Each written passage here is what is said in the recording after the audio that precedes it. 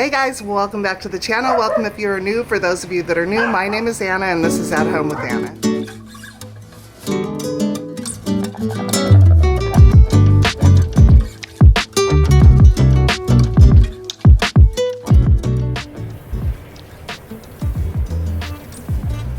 Good morning.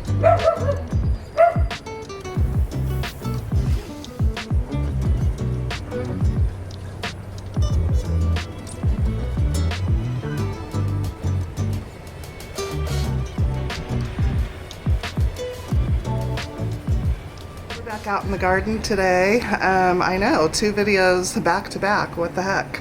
But I do have some things that I want to take care of. You guys remember I transplanted those hostas from my pots up in the front because they weren't doing so good. Well, they're not doing good at all where I put them. And I believe it's because they're getting a lot of afternoon sun. And this type of hosta just does not want sun at all.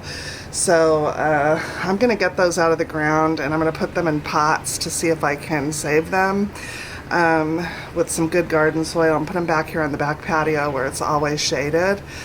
And then once I have a shaded area somewhere in the backyard, in the future, I can always take them out of the pot and put them in there. But I do have future plans of doing some side gardening on the house. I'm just not even there yet, and I want those to be hosta gardens because they're always shaded. So that's just future down the line.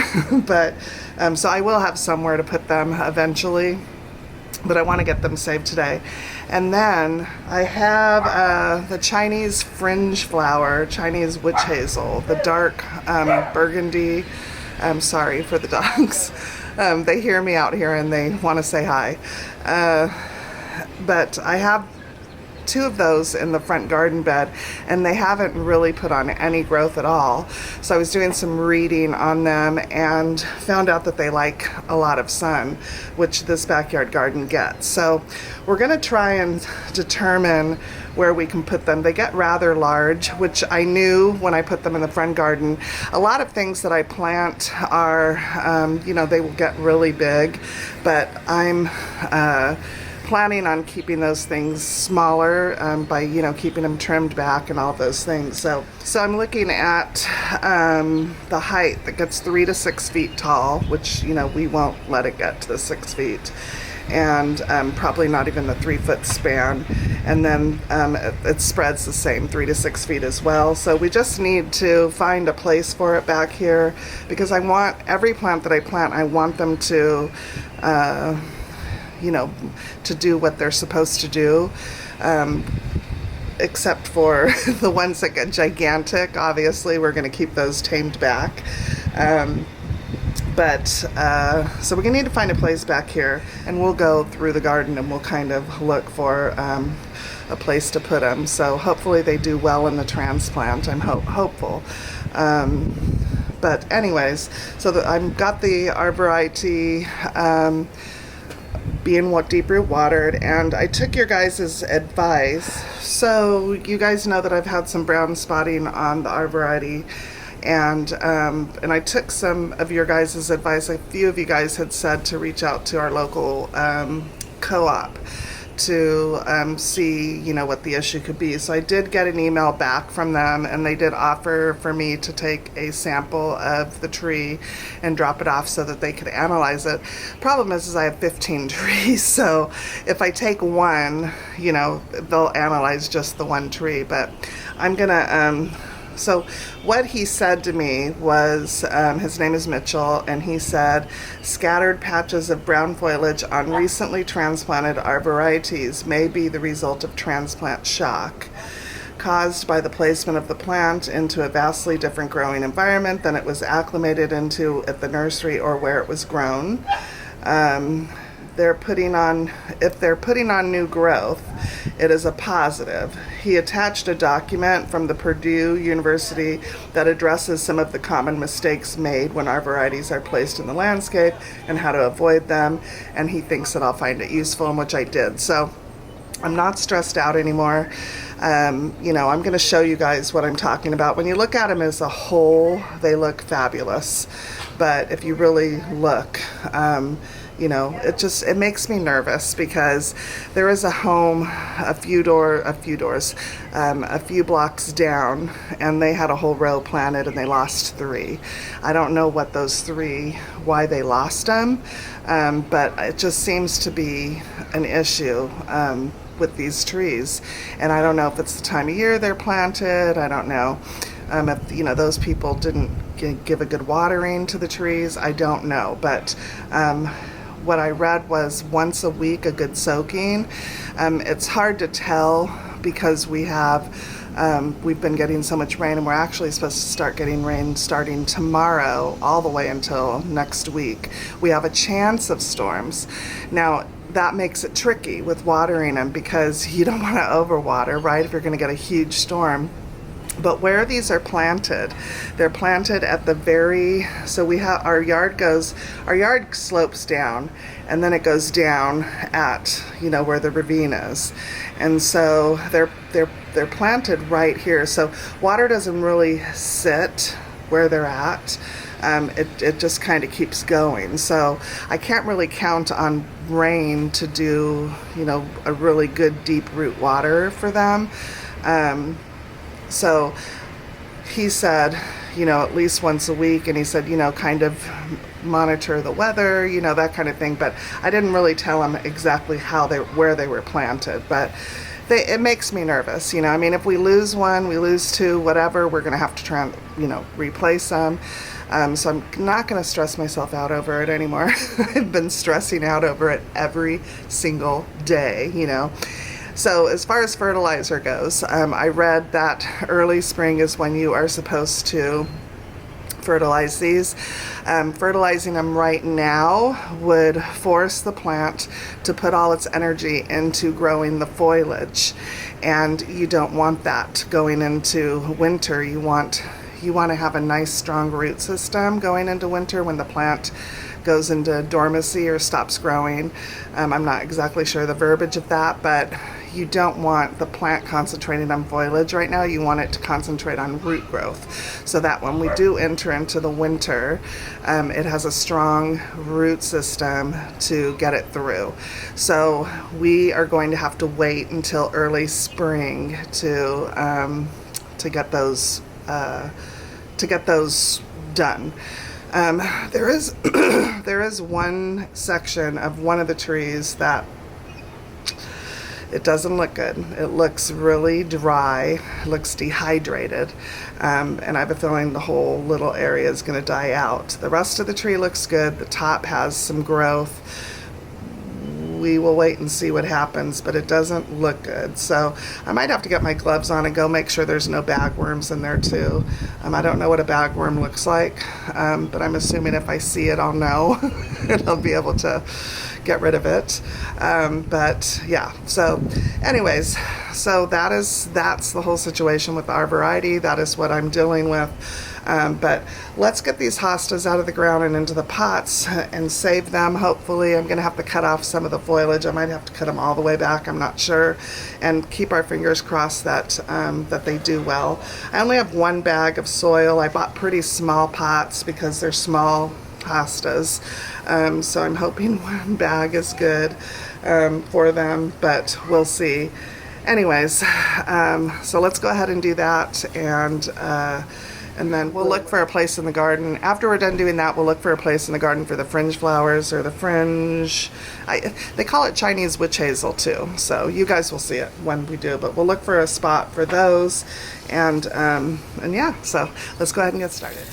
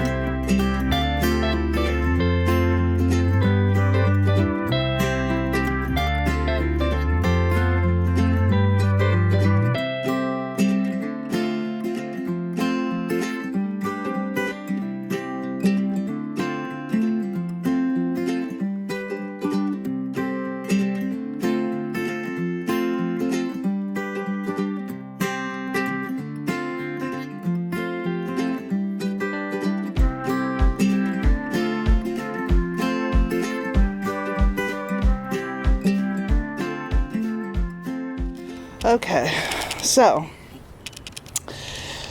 I think it's kind of hard to decide where to put anything because, you know, I had this vision of what my yard was going to look like. And it keeps evolving and changing. Oh, and let me show you. I came out yesterday and there were Japanese beetles all over the tree. So it looks like it snowed. I probably used too much, don't care. But I absolutely doused it in that 7 Dust. Look at the bottom, oh my gosh. But not one has stayed on there since I did that, so yay. Anyways, I told Ernie maybe we'll get rid of the crepe myrtle. I asked on our neighborhood page, and it turns out several people are dealing with them in our neighborhood. So it's not just me. But anyways, I told him I don't know if this is worth it. We'll see. I don't know, you guys. Anyways, okay, so my first initial thought was, so I have this, the base of a bird bath. I still have to buy the top of it, but I think I want to get more of like a pot, as opposed to, not a pot, but like a round, kind of like a round pot to put in there, and maybe move that somewhere else in the garden, maybe over here by the Veronica. I think it might be pretty, like right in this area, and plant, and instead of having this here, plant one of the Chinese witch hazel here, like in this round area. And where else would I plant one? So like there's one here, and I'd like to spread that color out. I don't want to leave it in one area. I mean, I could maybe do it right here in this area. I mean, it might look good just for some color variation over here, and it definitely will get plenty of sun here and over there. So yeah, let's go ahead and do that.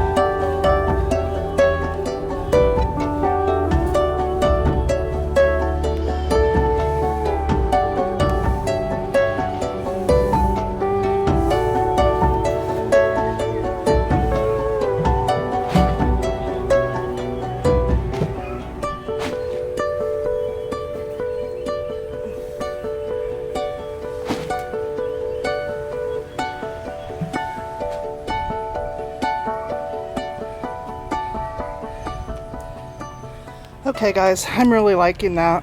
I like the way that looks, and I moved to the bird bath back over there, or the bird bath base, I should say. But I'm liking the way it looks for today. These turn into trees, so I'm hoping this continues to get sun over the years. And then this one over here, I like the way it looks. I think it turned out really pretty. Let me give you another view. So it's nice because we have one here and then one right over there somewhere. You can't see it right now, but it's on the other side of those blooms. So I think it's a nice spread of color. It's gonna look good when we get this mulch this weekend. But I think what I want to do is I think I want to go to Old Time Pottery, and I want to find a, they like me, a pot, something that, you know, I can put on the top of that, and then maybe some potting soil and a plant to go on there. I think that would look really pretty. So let's go ahead and do that.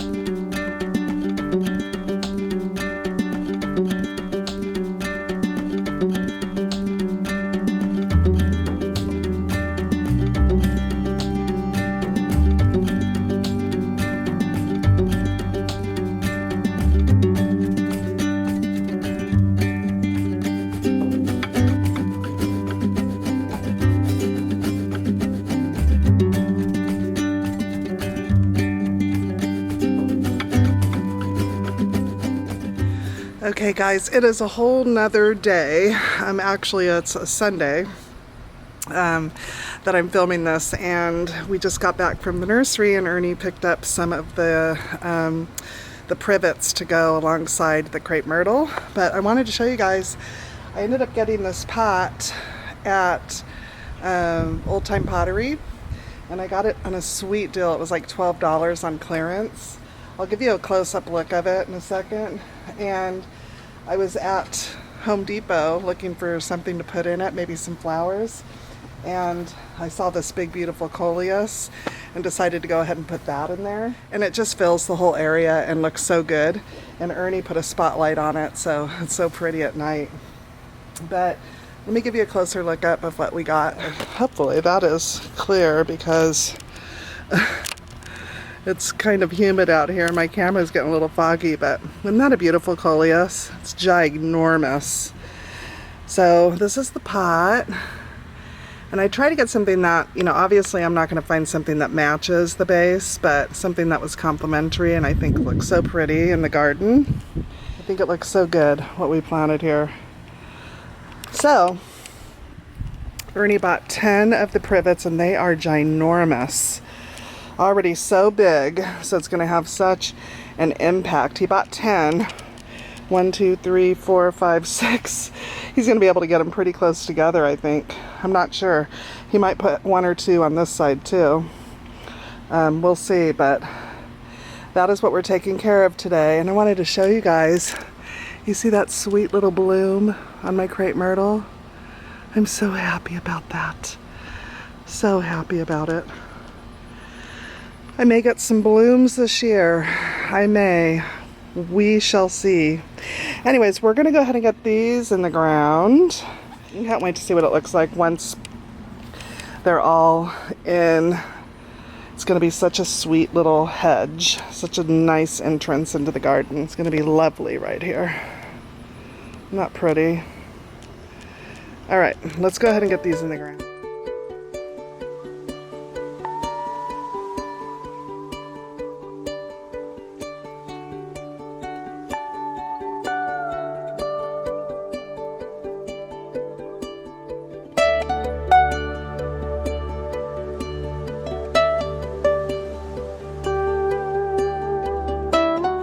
Decided to put 1 of the privets on this side so that it creates a true entrance into the garden. Ideally we should have 2, but these we can let get as wide as we want, you know, this way and as tall as we want. So I think this one will be just fine here. But remember, we're going to have an arbor here eventually, so we want to have 2 like hedges to, you know, like as a formal entry into the garden, and it just really shows off the green pathway into the backyard. It's coming together, you guys. It's looking really good. So anyways, Ernie's going to go ahead and start digging holes. I might help. We'll see. I might dig this one out. This one might be easier than these, but we'll get as far as we can go. So okay guys, I want to talk to you a little bit while Ernie's starting to measure and stuff over there about this plant. These are called the Ligstrom recurve privet. They are a full sun privet. They get 8.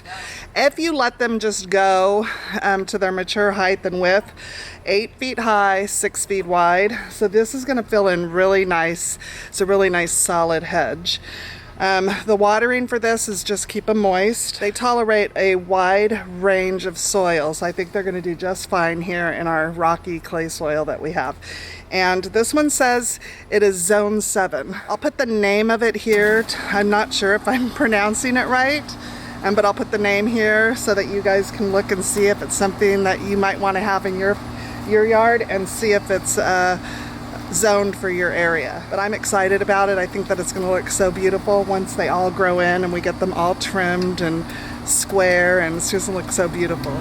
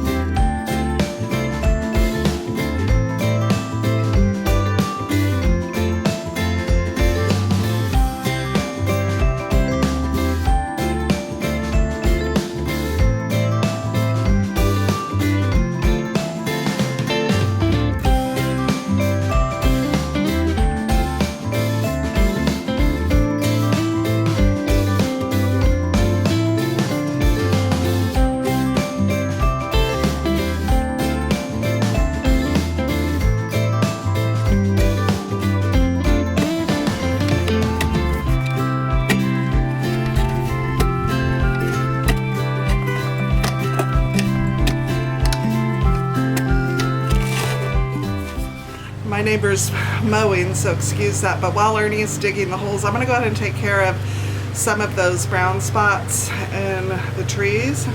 We went ahead and picked up a couple of more pruners, so I just don't like seeing them. They stress me out, so I'm going to go ahead and cut those out.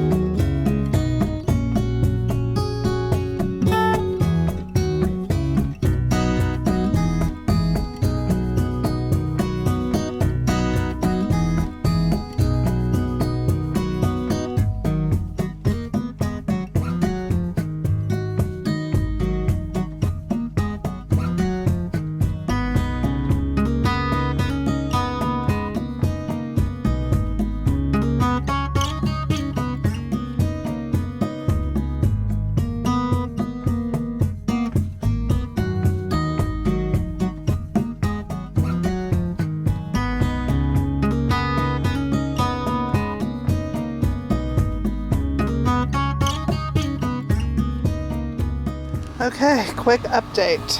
Ernie is on the third to last hole. So he only has these 3 to plant. Look how nice these look, you guys. Oh, so pretty. Look at that. Lovely. My vision is coming to life. I love it.